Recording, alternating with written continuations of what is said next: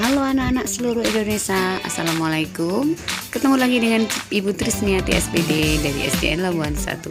Kita lanjutkan tema 2 subtema 1 pembelajaran 1 bagian 2. Setelah video sebelumnya kita bagian 1 sampai dengan tujuan pembelajaran ke-1 dan ke-2.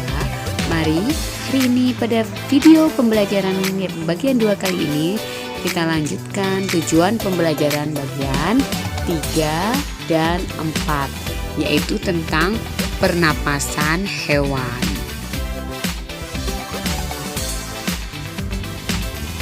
Oh iya, pelajaran terakhir kemarin yaitu tentang ikan dayu, ikan hias dayu ya. Apa yang terjadi dengan ikan hias dayu di dalam akuarium? Mulutnya membuka dan menutup. Sudah ada yang tahu mengapa ikan mulutnya membuka dan menutup? Iya, mulut ikan membuka dan menutup karena sedang bernapas. Siapa jawabannya yang benar? 100 untuk yang menjawab sedang bernapas. Pernapasan pada hewan. Seperti manusia, hewan juga bernapas untuk mengambil oksigen dan membuang karbon dioksida. Namun, sistem pernapasan pada hewan berbeda dari manusia.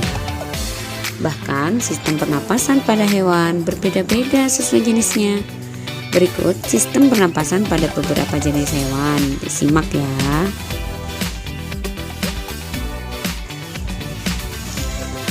Alat dan sistem pernapasan pada cacing tanah atau vermes.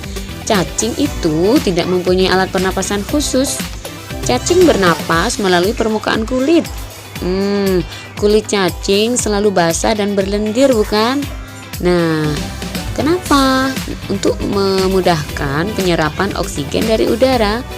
Oleh karena itu, cacing menyukai tempat yang lembab untuk menjaga supaya kulit tubuhnya selalu basah dan berlendir. Di bawah permukaan kulit cacing yang tipis terdapat pembuluh udara. Saat udara masuk melalui kulit, oksigen diikat oleh darah. Kenapa? Karena pada darah cacing terkandung hemoglobin sehingga mampu mengikat oksigen. Oksigen yang diikat oleh hemoglobin lalu diedarkan ke seluruh tubuh. Zat sisa pembakaran berupa karbon dioksida atau CO2 dan uap air H2O dikeluarkan dari tubuh juga melalui permukaan kulit. Nah, itulah sistem pernapasan pada cacing tanah. Jadi, cacing tanah bernapas menggunakan permukaan kulitnya.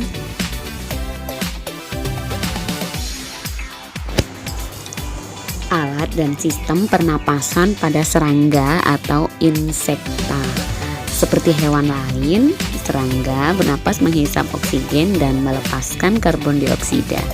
Namun, alat pernapasan serangga berbeda dengan hewan lain. Alat pernapasan serangga berupa trakea, yaitu sistem tabung yang memiliki banyak percabangan di dalam tubuh. Percabangan trakea disebut trakeola.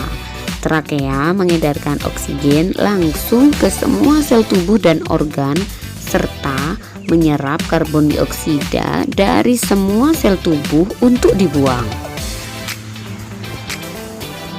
Pertama, udara memasuki trakea melalui pori-pori kecil di permukaan tubuh yang disebut spirakel. Selanjutnya, udara beredar melalui pembuluh udara kecil. Sel-sel tubuh mengambil oksigen langsung dari pembuluh udara kecil itu. Nah, karbon dioksida dari sel akan mengalir ke trakeola lalu dibuang melalui lubang spirakel. Itulah alat dan sistem pernapasan pada serangga, yaitu menggunakan sistem trakea. Alat pernapasan pada ikan atau Pisces. Termasuk ikan juga memerlukan oksigen walaupun ada di dalam air supaya tetap hidup. Pengambilan oksigen melalui proses pernapasan yang juga melibatkan organ pernapasan. Ikan bernapas dengan organ yang khusus mirip saringan yang disebut dengan insang. Insang berbentuk lembaran tipis, berwarna merah muda dan selalu lembab. Jika diperhatikan pada gambar anatomi insang, coba lihat. Insang terdapat tepat di belakang rongga mulut pada kedua sisi kepala ikan. Biasanya ikan dilindungi oleh selaput atau rangka yang disebut tutup insang atau operculum. Nah, di balik tutup insang ini terdapat 4 deret insang yang saling tumpang tindih. Pada insang terdapat pembuluh darah halus. Pembuluh darah itu dapat menyerap oksigen yang terkandung dalam air dan melepaskan karbon dioksida dari darah.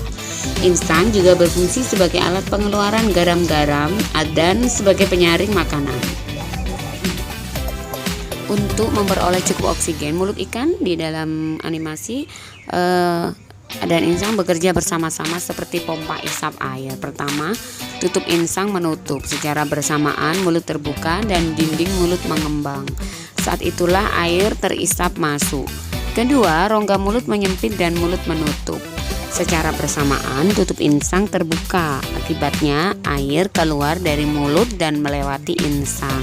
Saat itulah oksigen dari dalam air terserap dan karbon dioksida dikeluarkan.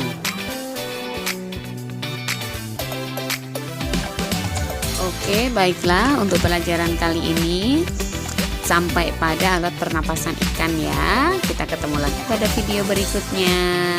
Assalamualaikum, jangan lupa subscribe.